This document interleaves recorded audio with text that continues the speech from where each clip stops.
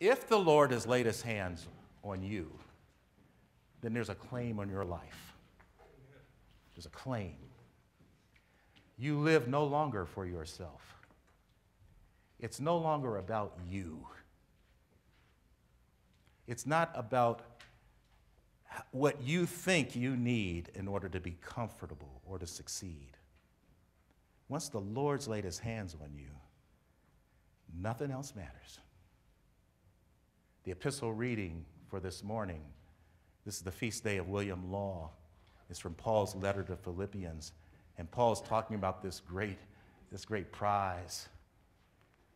It's the goal of life eternal in Christ Jesus. And he said, friends, I got to tell you, I don't think I've made it. I haven't made it on my own. I'm not there yet.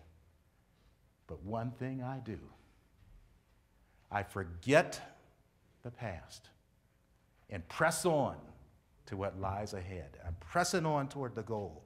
And that's what happens when the Lord lays his hands on you. It's no longer about you. It's about what God is doing in the world. And so when we talk about being change agents, we're really talking about something, not something that we can cook up as if we think, okay, I'm going to do this, I'm going to do that, and if only we had the right person, everything would be golden and rosy. It's about you laying down your life for the sake of Christ Jesus. That's what it's about. What I'm going to do this morning, all this was just introduction, as we said. Before I speak, I'd like to say something.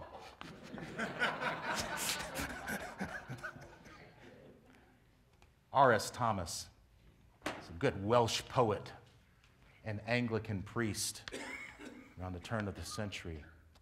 I'm going to ask somebody, do you still have the mic, Dan? Yeah. Will someone read the first stanza and then somebody else the second? If you're next to each other, read it for us all while we read it together. This poem, not too quickly. Two people together. There's one. Do you read, Jack? I can read. I have seen the sun break through to illuminate a small field for a while, and gone my way and forgotten it. But that was the pearl of great price, the one field that had the treasure in it. I realize now that I must give all that I have to possess it. Life is not hurrying. Life is not hurrying onto a receding future, not hankering after an imagined past. It is turning aside, like Moses, to the miracle of the lit bush, to a brightness that seemed as transitory as your youth once, but is the eternity that awaits you. Timothy, read again through Possess It. I have seen the sun break through to illuminate a small field for a while, and gone my way and forgotten it. Stop there. I've seen the sun break through to illuminate a small field. There was a brightness in this poet's life. There was something there. But what happened? He knew it was valuable. This is a pearl of great price. But he had gone his way and he had forgotten it. What is that pearl of great price? What is that light in the field? And what might that be in your life? What brightness in your life, and you knew it was of great price, but you forgot about it? What is that in your life? And if pressed, could you name it? It's as if somebody would say to you in a moment of seriousness and conversation, and they said, Joe, what's it all about? What moves you? What would you say? What would be that price, that pearl? And I realize now that I must give all that I have to possess it. Got to get back. Would you read again, Jack, that second? Life is not hurrying on to a receding future, not hankering after an imagined past. Let's just stop there. I love that phrase, not hurrying on to a receding future. I wish I knew what he meant. What does that mean to you? Anybody? We push to the future, and yet it eludes us. We never get there, 'cause we're only here. We had a little discussion this morning with, I'm sorry, your first name again, Tom? With Georgina, and we're talking about restructure. We started to talk about, well, the restructure of the Episcopal Church. We got to hurry on and get that thing done. But why? What are we after? A receding future, not hankering after an imagined past. An imagined past. Imagined. The good old days. Not that there weren't great things that happened in the good old days. And not that everything now is rosy. Some things were better in the past. It's not all one or the other. But that imagined past of how things were before the scales were lifted from your eyes. And continue the reading, Jack. It is turning aside like Moses to the miracle of the lit bush, to a brightness that seemed as transitory as your youth once, but is the eternity that awaits you. What does that say to you? Anybody? What comes to mind? It is turning aside like Moses to the miracle of the lit bush.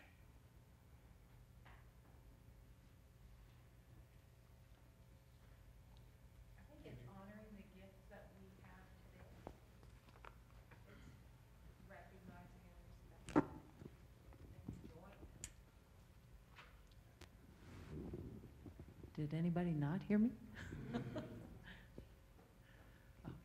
I think it's honoring and respecting the gifts that we discover today. The turning and reaping. And when I think of turning, of course, I always think of a repentance, like conversion. We think that what we need is there, but something reminds us of what we saw, that light.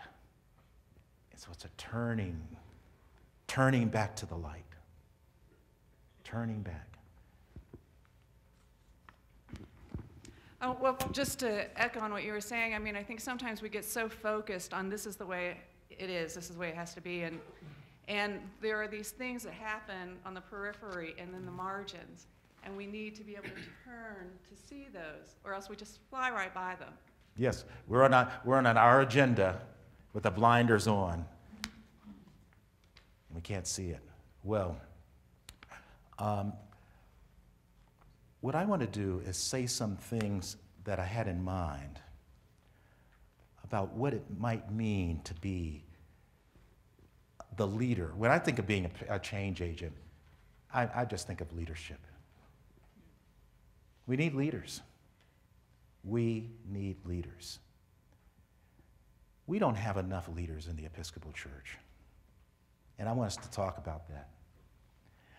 I'm gonna say some things about what I think is going to be involved, but then that's when we're going to have the general discussion about how do we get there. And let's share the wisdom. Let's share with each other on that. So, just for the next 15 minutes before we have our discussion, just some thoughts about leadership. You have here, leadership is the art of moving people. And I want to go to Moses, the biblical example of Moses. To me, Moses is a great exemplar of what biblically centered leadership is about. For Moses, leadership was all about moving people. First, he had to move Pharaoh from one position to another. Pharaoh had some thoughts about why he needed slaves, Israel. And so the first act is to move him. And that's a difficult move. How do you move people from one worldview or one position to another position? But even as difficult as that was, the more difficult thing for Moses was leading the Israelites, moving them from slavery into the promised land.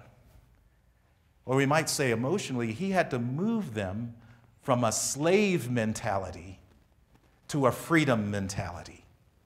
And that is the most difficult move of all.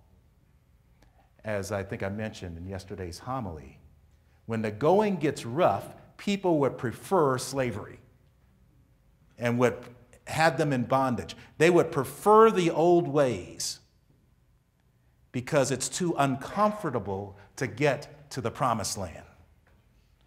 Y'all know what I'm talking about? And you face that in your congregations. In a time of anxiety, people want to revert back to even what they knew was not working for them. Leadership is getting them to move. With a promise that we're going to get to the promised land. We're going to get there. Now, you can't guarantee how long it will take to get there, but a leader is going to tell people, we're going to get there. And you know what I'm thinking about? April 4, just a few days ago, was the 45th anniversary of the gunning down of Moses. April 4 is a big day in my life. I also live in the state of Maryland. April 4 was when the legislature enacted a group of common sense regulations to address gun violence. That was April 4. April 4 was also the birthday of one of the kids who was killed in Newtown. It was a big day. On April 3, the night before he was assassinated, it's almost like he knew something was happening. Y'all know that famous speech. He's talking to the sanitation workers. And he said, I want you to know tonight, I've been to the promised land. I may not get there with you, he said, but I've been to the promised land. And we're all going to get there. Mine eyes have seen the glory of the coming of the Lord. Last public words, he said. And he was right. We are still on the move to that promised land, and we're 45 years a lot better than we were in 1968. And he did not get there with us, but he told us we were going to get there, and that's leadership. So one of the marks of leadership I think of is when you're trying to move people, you got to say, here's where we're going to be. Here's where we're going to, and a leader has to, you actually have to talk about it almost as if it were in the past tense, like Mary did in the Magnificat. Those statements she said about what God has done, he has what? In the Magnificat.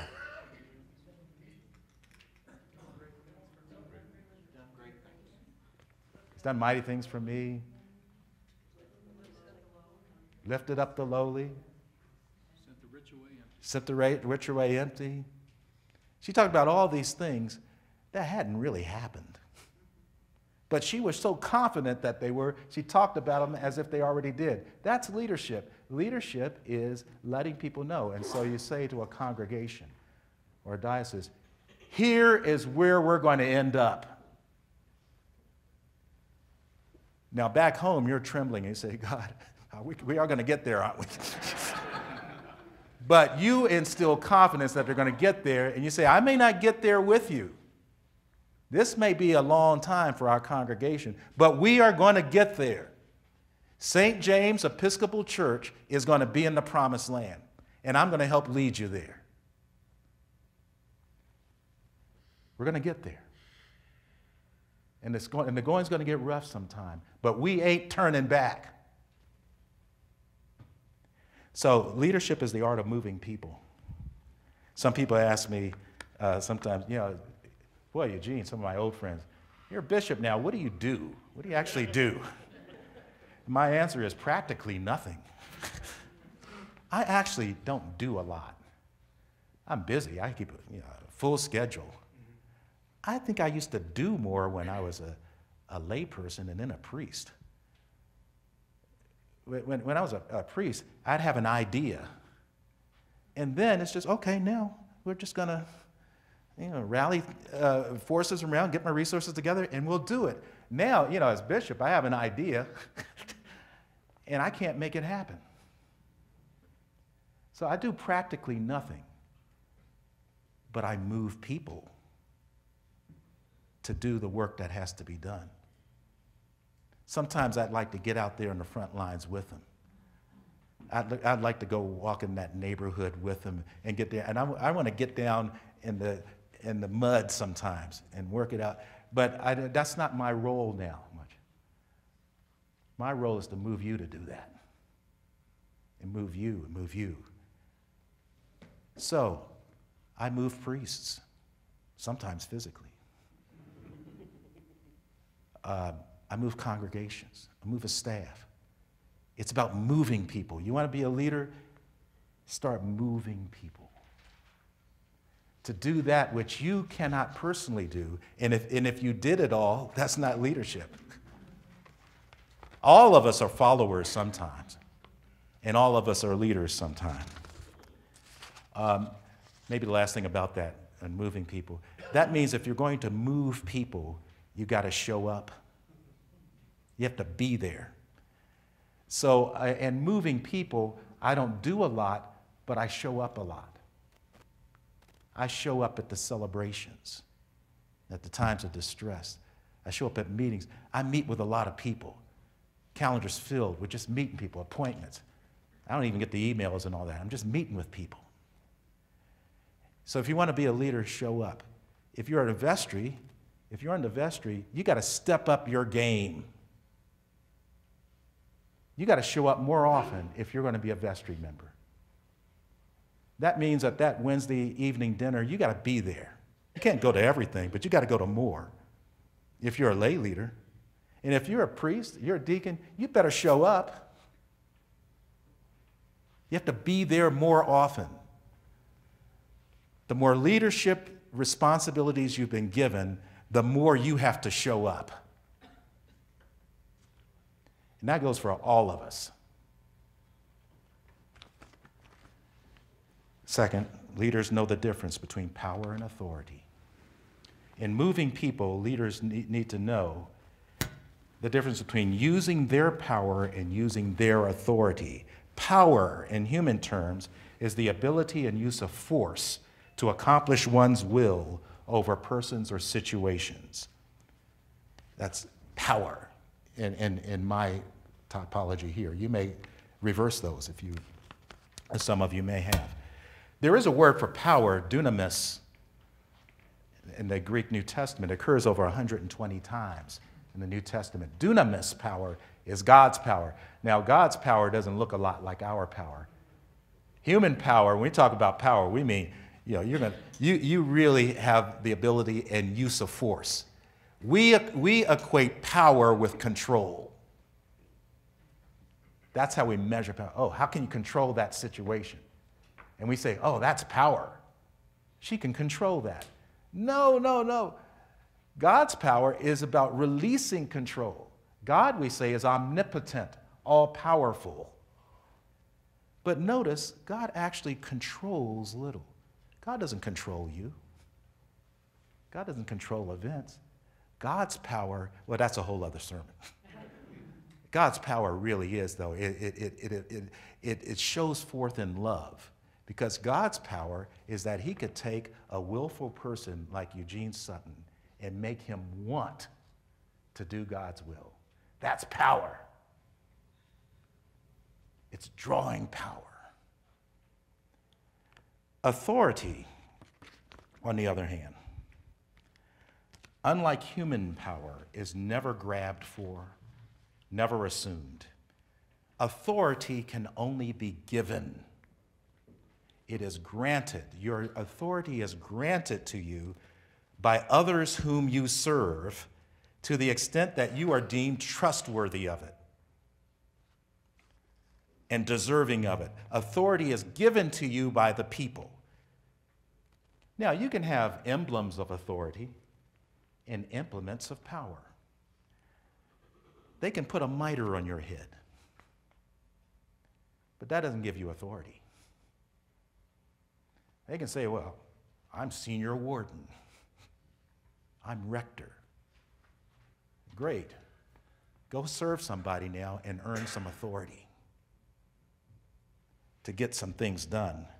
Here's how one military reservist describes the difference between power and authority in Navy officers. I'm in a diocese with the Naval Academy. We have a lot of Navy people around. I love Navy folk. Anybody here was in the Navy? Yeah, you know what I'm talking about. Here's what this guy says, the difference between power and authority in naval officers. Quote, "The difference can be subtle, almost indistinguishable. Almost indistinguishable. You have to sit with a group of officers for a while before you realize that rank tells only part of the story. Rank confers power, but some who have rank also have authority, and some do not. Authority has to do with being listened to, being respected as a person, not as a source of gain or pain. Authority has to do with both knowledge and wisdom, being able to see inside situations, being able to vision, to see the whole, to look beyond the moment's agenda. Authority has to do with knowing when to listen. Authority has to do with leadership in its finest sense, not martinets demanding obedience, small people making loud noises, pretentious people scheming to get perks, privileges, prompts, and big desks." End of quote. Some rectors have authority and some do not. Some lay leaders have authority. Think of the authoritative people in your life. They earned that authority.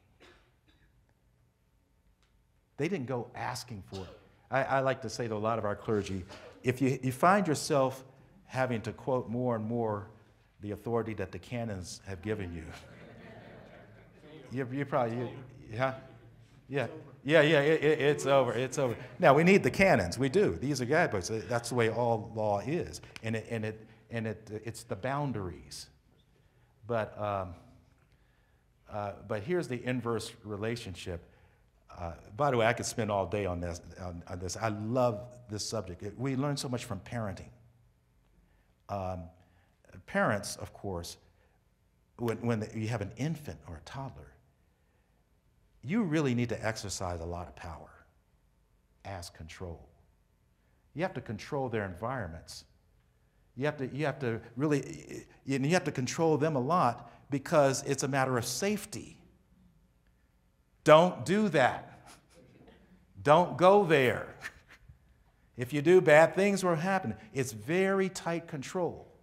But of course, the control you exercise for an infant is different than the control for a 4-year-old, which is different than the control you have at 14, which is different from the control at 24 or 44. Here's the damnable thing about parenthood. It's all about preparing them to be free. And every year you have to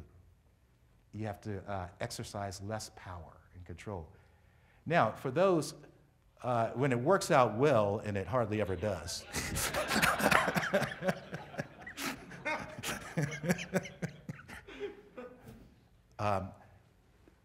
to the degree that you still try to do more power and say, you do this because I tell you to, you will lose authority. But to the extent that you lower the power and control, the authority that your children give you is greater.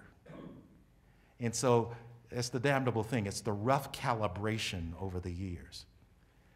Do you know that we have religious institutions, some whole denominations, and certainly parishes that are invested in keeping their people at a low level of spiritual development and human and intellectual development?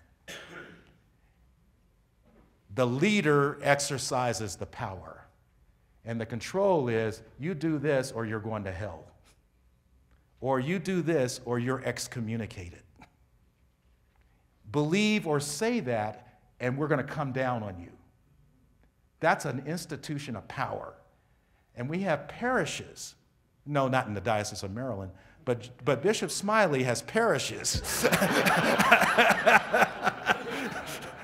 John has parishes where some of those priests are just trying to power it over people and say, I'm in charge here. And then he has to step in. He says, no, you know, Ann. You know, you got to let the people grow up. We talk about lay leadership and why we don't have enough lay leaders. One reason is because that system is keeping them in a system of control and not letting them rise up. Jesus is the example. Jesus had very little of the world's symbols of power and control. Jesus had no money, very little money. It's dependent on people, gifts. Jesus had no titles, no rank.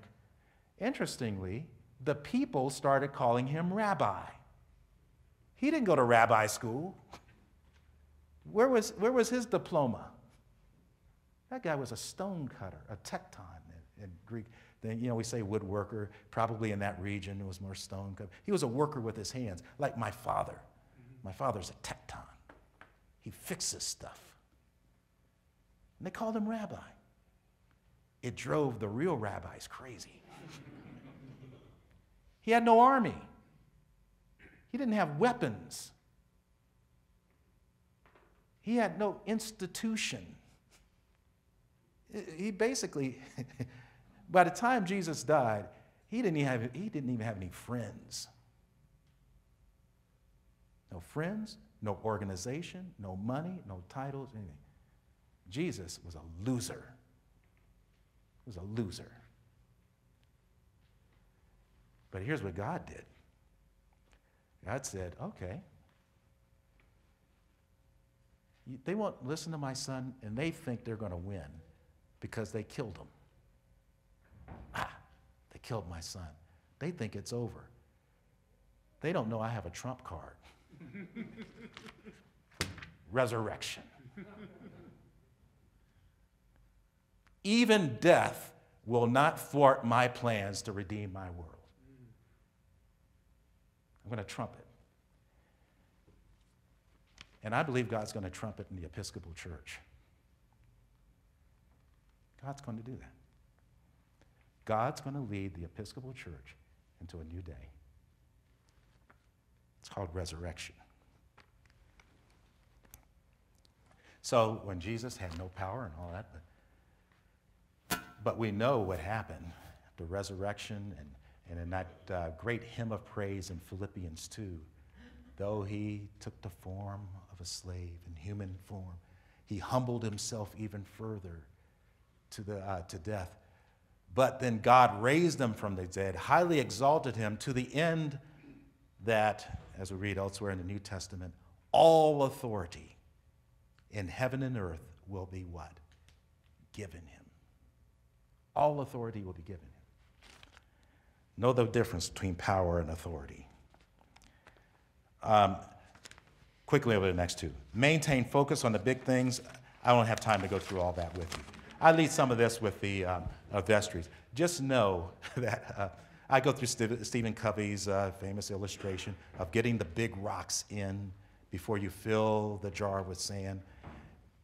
Here's the main thing about that. When vestries are spending a lot of their time arguing over the color of the fence, or who's going to, how can we get the church vacuumed, and then you realize we spent 30 minutes on that. Here's what leadership is. What does all that discussion have to do with the goals that we've outlined for ourselves? And in fact, if you say we don't have those, we don't know what they are, you got a real big problem. This church doesn't know where it's going. It has no vision for where it's going to end up. It has no plan to get there. And you can ask any member of this church, what is this church about? And nobody can tell you. But I know in John's diocese, with his, I don't know how many points, 6 points? You got more points? 6? I got 5. I'm trying to get it down to 3. You want to know where we think we are going to be headed? It's called the Horizon 2015 priorities, where we put even numbers to the priorities that we want to grow by 10%. We want 40% of worshipers of all ages in Christian formation programs. Now I'm going to tell you, we say, and we even put a date on it, by the year 2015. Now I'm going to tell y'all a secret. I'm not going to don't tell anybody in the diocese this. Okay, I don't want this getting back. Chances are we're not going to make all those. But we're going to get to the promised land. And I may not even get there with them or Dan. But we're going to get to the promised land because we said we are. And we think that God is behind us and the Holy Spirit's wind is in our backs. We're going to get there. So maintain focus on the big things. And the leader's always calling people back to the focus. What's the main thing? What's the main thing? And for all those other smaller things, that's what other people have to be doing, not the leaders. And if they're not doing them, they're just not going to get done. Okay, so that's not going to get done. But meanwhile, we're going to proclaim the gospel. We're going to do this. We're going to do that because that's what our vision is. That's what our goals are. We have to keep going back to it. Okay, futurus or adventus, whose future is it? There are 2 Latin words for the word future. The first is futurus. This is the planner's future with its goals and objectives, flow charts. It's a future we try to control. Now, we do a measure of that. We have to, how much of the future is in our hands? But the second word for Latin word for future is adventus. This is the future that comes toward us from God, breaking into our plans, sometimes adjusting our plans. Doggone it. Why did God change that plan? I had a perfectly good plan. I had a great plan. I had a great plan for my life. When I was 26, 27 years old, I wrote down the 5 things I wanted to do. Now, I made the mistake at 26, 27. They were in terms of, I want to have this kind of position, I want to have that kind of position, and all that.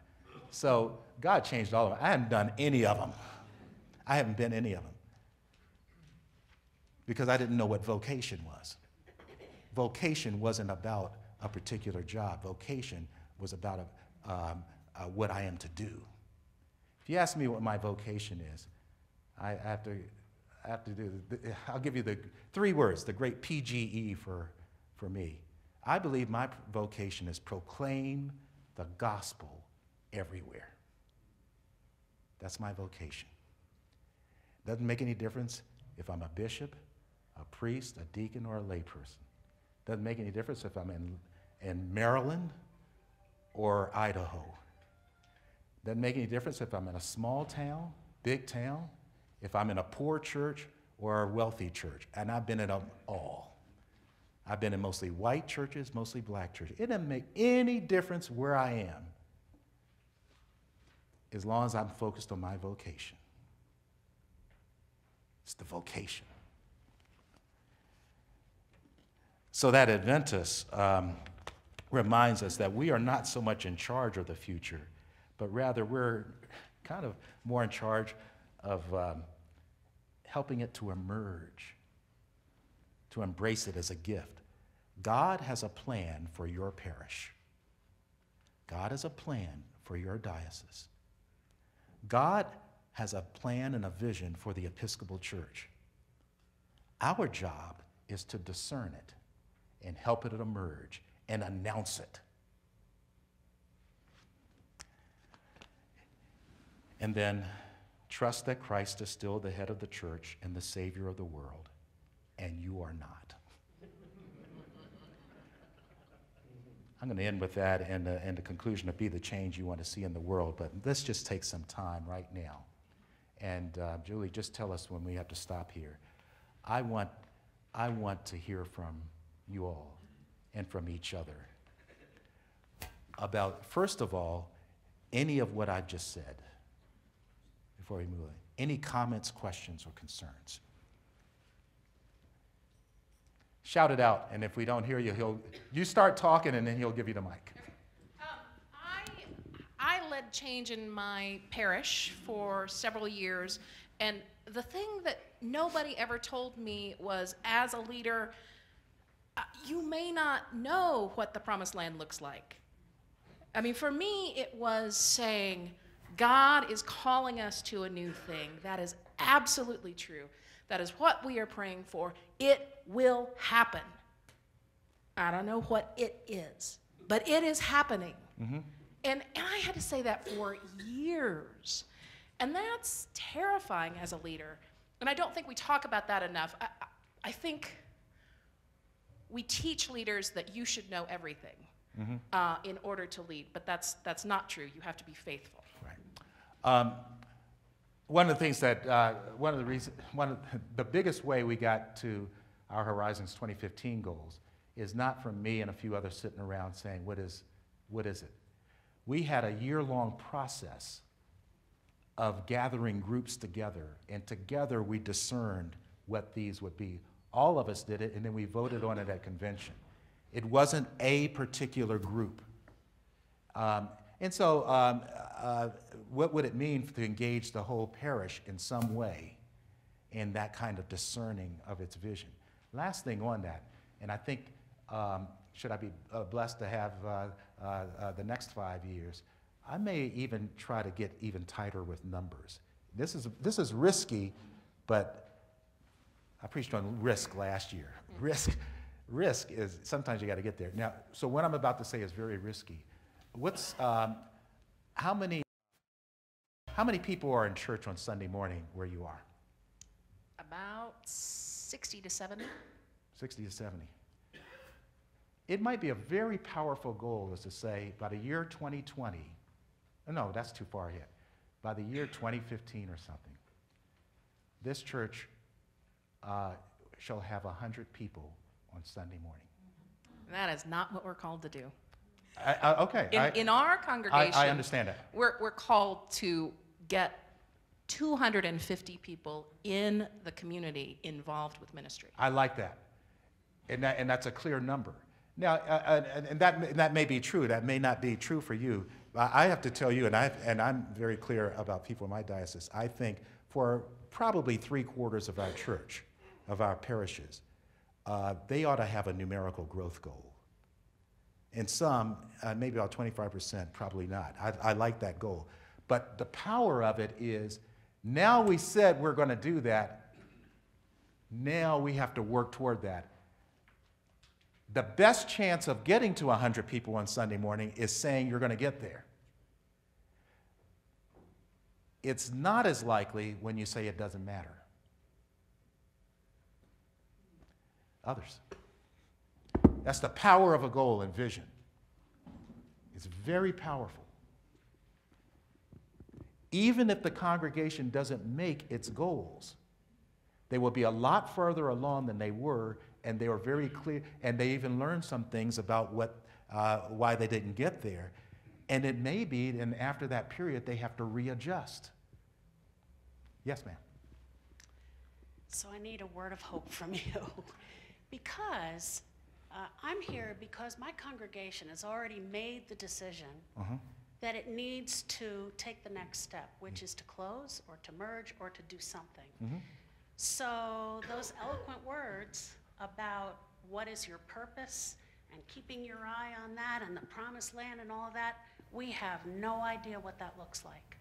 And we can't even say these ministries that we're involved in are going to continue because they're bound to our building.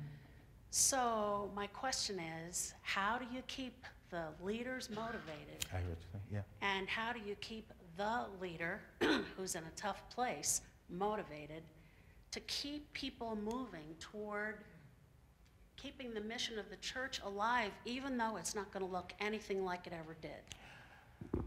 I don't know the answer to that. I have a few ideas, but maybe some others do too. What are your ideas? How would you respond to her? Keep telling the story. He's a writer who's not a Christian, but has been an important influence on my life. A guy named Spider Robinson. He writes speculative fiction. He writes about a place called Callahan's Crosstime Saloon. It's the bar you find when you need it most, where people really care. And hanging over the bar in Callahan's is the sign that says, "Shared joy is increased, shared pain is lessened." One of the things we do not do as congregations is share the story of what God is doing in our lives. And when I work with congregations that are going through the valley of the shadow of death, if they are talking to each other, if they're talking about what God is doing, what comes out at the end is often filled with joy and change. You gotta keep talking. Any others? Behind you. I think this poem that Bishop shared with us of the bright field would give hope to a congregation in that circumstance, because it's talking about not hurrying after a receding future, but looking at what God is doing in our lives right now. And the other thing that I would talk about a lot is that period we just went through at the end of Lent, where we were walking with Jesus towards the cross. And the disciples didn't know that resurrection was around the corner, but we know that resurrection is around the corner. And they didn't know, if they had thought about what resurrection would look like, it wouldn't have taken the shape that it actually did. And you don't know what gifts God has for the people of your congregation and the mission of God in the community on the other side of this merger or closing or whatever it turns out to be. And so you're walking towards that cross, you're walking towards the death, but you know that God is in control even beyond death, and that resurrection will happen in some form. Okay. Yes, Steve.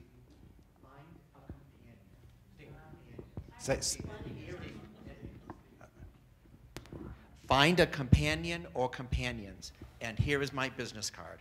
All right. You got it? Okay. All right. Again, I see a lot of power in being able to name a promised land or that field. And that may be a lot of hard work. Now, that promised land may be, how old is the parish?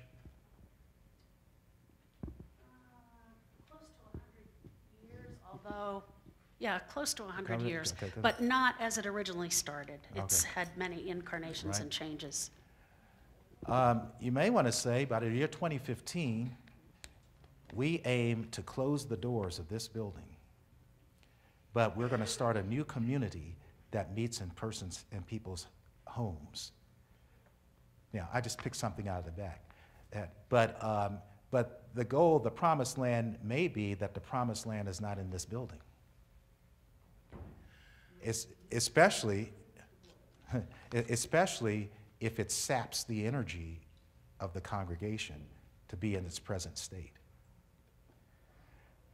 There was one great episode. There was a great episode of Seinfeld some years ago, many years ago. Gist of it was this. They tried to go through a whole day with doing the opposite of what they normally would do and normally would say. So that might be a good exercise for some parishes. However you normally respond to things like this, say, we're going to do the opposite. Let's try the radically different direction, and even the ones that nobody even dares think about. And so maybe sometimes a leader would say, you know what? We should plan on closing and then reconstituting ourselves in a new way. Congregation would never expect to hear that.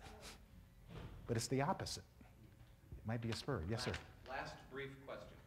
Oh, actually, it was more of a response. So maybe if the call is to actually merge, you can set a goal of by 2015, yes, we're going to find our merging partner, and we're going to come into a new life with that group and find our resurrection and their resurrection through a life together.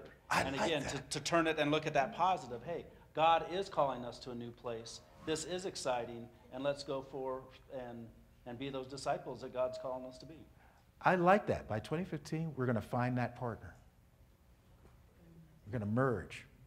We're going to live. Well, my brothers and sisters, we've wasted another perfectly good hour.